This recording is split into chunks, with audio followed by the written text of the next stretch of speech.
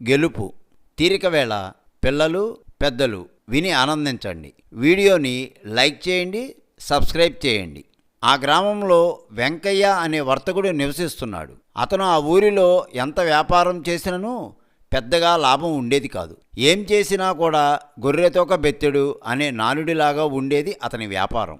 అందుకని అతను ఒక నిర్ణయానికి వచ్చాడు. తాను ఈ గ్రామంలోనే కాకుండా చుట్టుప్రక్కల నగరాలు, ఇతర ప్రాంతాలు తిరిగి వ్యాపారం చేసినట్లయితే ఎక్కువ లాభాలు గడించవచ్చు అనే ఆలోచన కలిగింది.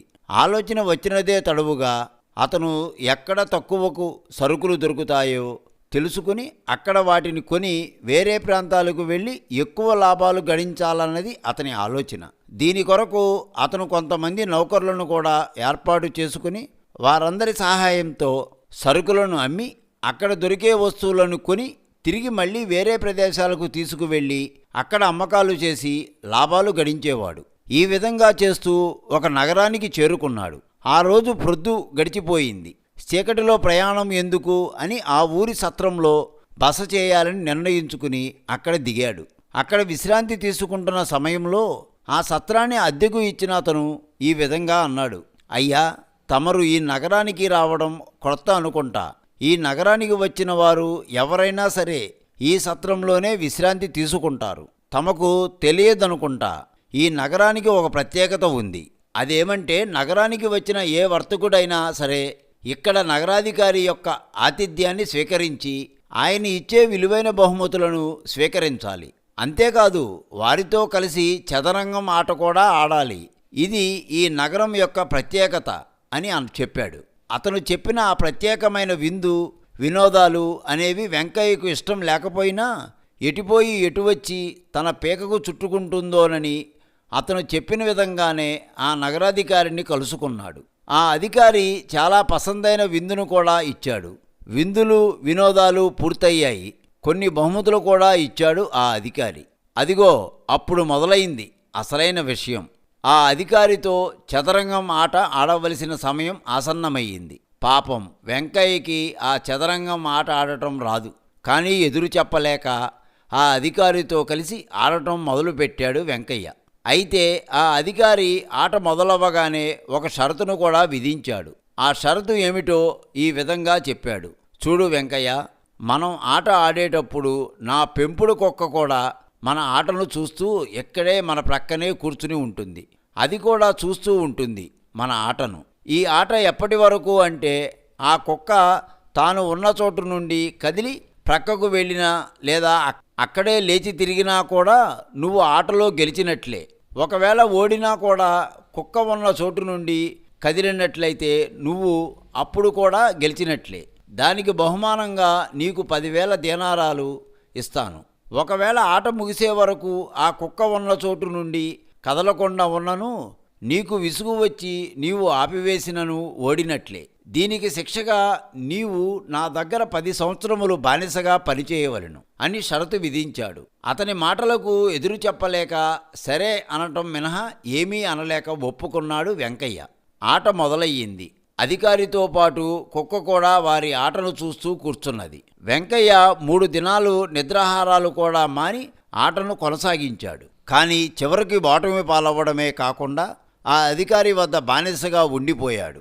ఈ విషయం తెలుసుకున్న వెంకయ్య భార్య లక్ష్మి తన భర్తను ఏ విధంగా రక్షించుకోవాలి అని ఆలోచన చేసింది ఆమె.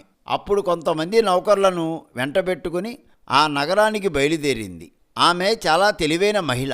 తాను ఒక స్త్రీగా కాకుండా పురుషుడి వేషంలో దుస్తులు ధరించి ఆ నగరానికి ఒక వ్యాపారవేత్తగా బయలుదేరింది. అనుకున్న విధంగానే అదే సత్రంలో దిగి అక్కడ తాను వ్యాపారం చేస్తున్న వ్యక్తిగా బస చేసింది. అప్పుడు ఆ సత్రం యజమాని ఆ నగరానికి ఉన్న ప్రత్యేకతను ఆమెకి వివరించాడు. అతను కూడా ఆమెను పురుషుడిగా భావించాడు. వెంటనే అతను ఆమెని ఆ అధికారి వద్దకు తీసుకువెళ్ళాడు. ఇంతకు పూర్వం వెంకయ్యకి ఏ విధమైన మర్యాదలు చేశారో అదేవిధంగా లక్ష్మికి కూడా ఆ విధంగానే పసందైన విందును వినోదాలతో కాలక్షేపం చేయించిన తరువాత చివరిగా అసలైన ఘట్టానికి వచ్చాడు ఆ అధికారి. ఆ వెంకయ్య భార్య తాను పురుషుడిగా వచ్చినందువల్ల తన పేరు లక్ష్మయ్యగా చెప్పుకున్నది. చూడు లక్ష్మయ్య, ఆట ఆడేటప్పుడు కొన్ని షరతులు ఉన్నాయి. అని చెప్పి తాను ఏ విధంగా అయితే వెంకయ్యకు చెప్పాడో ఆ షరతును ఈమెకి కూడా వివరించాడు. అందుకు ఆమె వెంటనే అంగీకరించింది. అయితే లక్ష్మి చాలా తెలివైన మహిళ కనుక ఆమె ఆ నగరానికి బయలుదేరే ముందు ఒక మూటలో మాంసాన్ని వండుకొని కుక్క ఏవైతే ఇష్టమైన పదార్థాలు ఉన్నాయో వాటన్నింటినీ మూట కట్టుకుని తీసుకువచ్చింది. అయితే ఆ అధికారి ఆటకు సంబంధించిన షరతులను అన్నింటినీ ఆమెకి చెప్పాడు.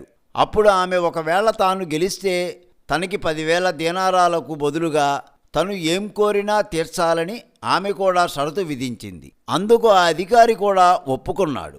ఆట ఆడటం మొదలుపెట్టారు ఇరువురూను. కుక్క కూడా ఆ ఆటను చూస్తూ కూర్చున్నది. ఈ విధంగా ఆట ఆడుతూ ఒకరోజు గడిచిపోయింది. అంతలో ఆమె, అయ్యో నాకు బాగా ఆకలి వేస్తోంది, నేను అసలు ఆకలికి ఆగలేను, కనుక నేను ఆహారం తీసుకోవాలి, ఈ సమయంలో లేకుంటే నాకు చాలా ఇబ్బంది వస్తుంది అని చెప్పి తను తీసుకువచ్చిన నౌకర్లకు సైగ చేసింది. వారు ఆమెకు ఒక ఆహారపు మూటను అందించారు. ఆమె దానిని ఒక పళ్ళెంలో సదురుకొని తినడం ప్రారంభించింది. అది మాంసపు కూర. మంచి వాసనతో గుమగుమలాడుతూ ఉండటం వల్ల కుక్క ఆమె తినే ఆహారం వైపు చూడసాగింది. కొంతసేపటికి కుక్క ఆ వాసనను భరించడం దానివల్ల కాలేదు.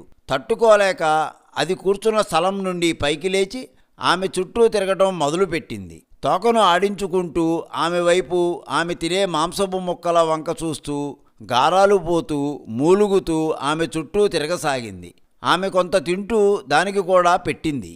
అంతే, కుక్క తాను కూర్చున్న స్థలం నుండి లేవడం వల్ల ఆ అధికారి ఓడిపోవడం జరిగింది. అప్పుడు ఆమె అధికారితో, నేనే గెలిచాను కనుక మీరు నేను ఏమి కోరినా ఇస్తాను అన్నారు కదా, కాబట్టి 10,000 దీనారాలు బదులుగా నా భర్తను విముక్తుణ్ణి చేయండి, మీ బానిసత్వం నుండి అని కోరింది.